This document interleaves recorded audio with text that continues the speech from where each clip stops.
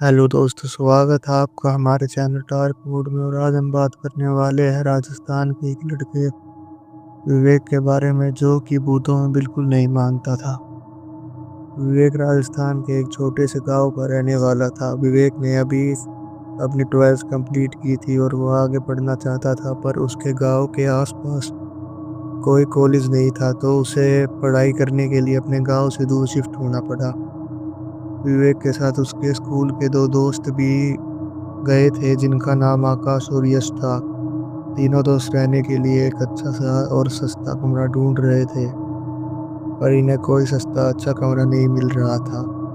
कुछ दिनों तक ढूंढने के बाद उन्हें एक घर मिला, जिसका रेंट सुनकर उनकी खुशी का कोई ठिकाना नहीं था। जहाँ बाकी लोग सिंगल रूम के 5 से 6 हज़ार रुपये मांग रहे थे, वही इन्हें 3 रूम सेट सिर्फ 2 हज़ार रुपये में मिल रहा था। घर का रेट सुनकर सबकी खुशी का ठिकाना नहीं था, पर विवेक को लग रहा था कि कोई गड़बड़ तो नहीं होगी। पर विवेक के घर वालों ने उसे हमेशा सिखाया था कि भूत प्रेत जैसी कोई चीज़ नहीं होती, तो उसने ये बात इग्नोर कर दी और शिफ्ट करने लगे। साइड के घर से एक भैया बाहर आए और बोले कि तुम लोगों ने ये घर ले लिया। तो विवेक ने बोला, हाँ भैया, ये घर हमने ले लिया। तो भैया बोलने लगे कि अगर तुम्हें कोई भी ज़रूरत हो तो मुझे बता देना, मैं तुरंत आ जाऊंगा। और अगर तुम्हें कोई दिक्कत आए या फिर रात को कोई दिक्कत हो तो बता देना, और इस घर में तुम में से कोई भी अकेला मत रहना। तो विवेक को शक हुआ और विवेक बोला, क्यों अकेला क्यों नहीं रहना? तो भैया बोलने लगे कि नहीं, वो कोई चोर वोर आ गया ना, तो तुम लोग फर्स्ट ईयर के बच्चे हो, कैसे संभाल पाओगे? तो मैं मदद करने आ जाऊंगा, मुझे बुला लेना कभी।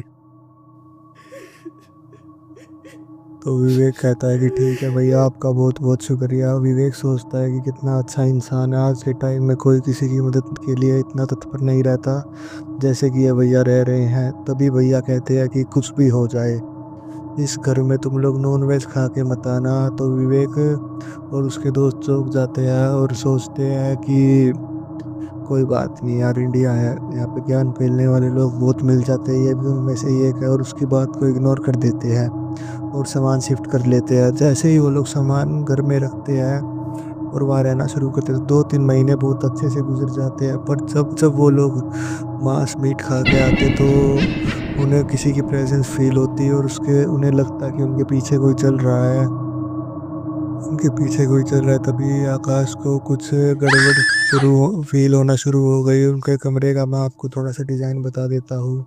उनके कमरे में आगे और पीछे दो खिड़कियां लगी हुई थी, जिनमें से बहुत ठंडी हवा और बाहर का व्यू बहुत अच्छे से दिखता था। पर उन खिड़कियों में कोई लटकने वटकने की जगह नहीं थी।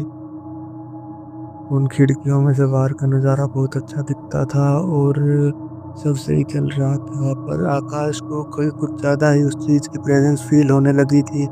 ऐसा लग रहा था कि आकाश उस चीज़ का टारगेट बन चुका है जो वहाँ पे थी।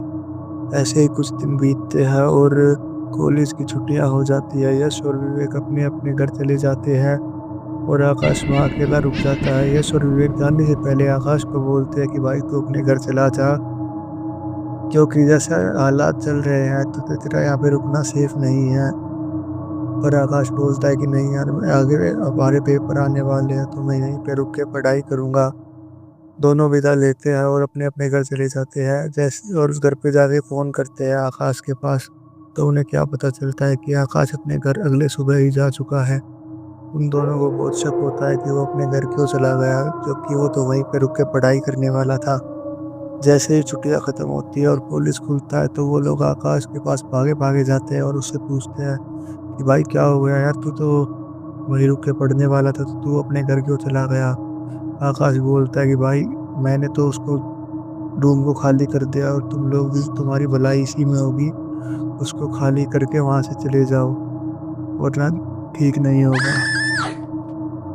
ये लोग उसकी बात को इग्नोर मार देते हैं और अपने आराम से वहीं रूम में रहने लग जाते हैं। अब उस रूम में दो ही लोग बच गए थे, विवेक और यश। आकाश उस रूम को खाली करके जा चुका था। ऐसे ही कुछ दिन बीतते हैं और एक दिन यश और विवेक पढ़ रहे होते हैं, ग्रुप स्टडी रात को कर रहे होते हैं। और यश का मुंह खिड़की की तरफ होता है और विवेक का मुंह यश की तरफ। यश विवेक एकदम से यश तेज चिल्लाता है और बोलता है, भाई इस खिड़की में कोई लटक रहा था, इस खिड़की में कोई लटक रहा था। उसे लगता है कि खिड़की में कोई उल्टा लटक रहा था। विवेक यश को समझाता है कि भाई यहाँ पे कोई नहीं लटक रहा था, क्योंकि उस खिड़की में कोई लटकने की जगह ही नहीं थी। वे दोनों छत पे ऊपर जाके भी देखते हैं पर वहाँ कोई नहीं मिलता और उस बात को वहीं वहम समझ के इग्नोर मार देते हैं। ऐसे ही कुछ टाइम बीतता है और दिवाली आ जाती है। विवेक अपने घर दिवाली मनाने चला जाता है और यश वहीं रूम पे रुक जाता है। और उस दिन दिवाली के दिन यश बाहर जाता है और नॉनवेज पे डिस्काउंट होने के कारण वह बहुत ज़्यादा नॉनवेज खा लेता है और अपने रूम में आराम से आ जाता है और छत पे चला जाता है और छत पे जाके अपने आराम से हेडफोन लगा के पूरे शहर को देखने लग जाता है। पूरा शहर चमक रहा था और काफ़ी अच्छा नज़ारा आ रहा था। उसके बीच उसे पता ही नहीं चला कि रात के कब 2:30-3 बज जाते हैं। और वो जैसे ही नीचे सोने के लिए जाता है, उसे लगता है कि उसके अंदर से कोई चीज़ आर पार हो गई। जैसे वो पीछे मुड़ के देखता है तो वहाँ कोई भी नहीं होता और आगे भी कोई भी नहीं होता। उसका शरीर बिल्कुल थक जाता है और ऐसा लगता है कि उसके शरीर में एनर्जी नहीं है। वो जैसे तैसे करके सीढ़ियाँ उतरता है और अपने कमरे में जाके लेटता है और कमरे का दरवाज़ा बंद कर लेता है और सीधा पेड़ पे जाके लेट जाता है। थोड़े टाइम बाद उसके हाथ पे एक पानी की बूंद आके गिरती है। वो देखता है कि ये बूंद कहाँ से आके गिरी और यहाँ वहाँ देखने लग जाता है। एकदम से कमरे का टेम्परेचर बहुत डाउन हो जाता है और अजीब सी बदबू आने लगती है, बहुत गंदी बदबू। वो सोचता है कि ये बदबू कहाँ से आ रही है। ये बदबू ने हमेशा आती थी पर बहुत कम आती थी, पर उस दिन रात को बदबू बहुत ज्यादा आ रही थी। वो यहाँ वहाँ देखता है पर उसे कुछ भी नहीं दिखता। तभी यश की गर्दन पे एक और पानी की बूंद आके गिरती है और वो जैसे उस बूंद को हाथ में लेके सूंघता है तो वो बदबू उस पानी की बूंद में से ही आ रही थी। वह जैसे ही ऊपर देखता है तो उसे वो देखता है कि एक आदमी उल्टा लटका हुआ है, जिसकी आंखें बिल्कुल पीली है, बड़े बड़े दांत और नाखून है और उसकी तरफ देख के वो घुर्रा रहा है। और यश वहीं बेहोश हो जाता है और अगले दिन सुबह उठता है। जब वह अगले दिन सुबह उठता है तो सबसे पहले वो अपने आसपास देखता है तो उसे याद आता है कि शाम को उसका क्या हुआ था और वो भाग के सीधा घर से बाहर जाता है और विवेक को भी बुला लेता है फोन करके और वे लोग उस कमरे को खाली कर देते हैं।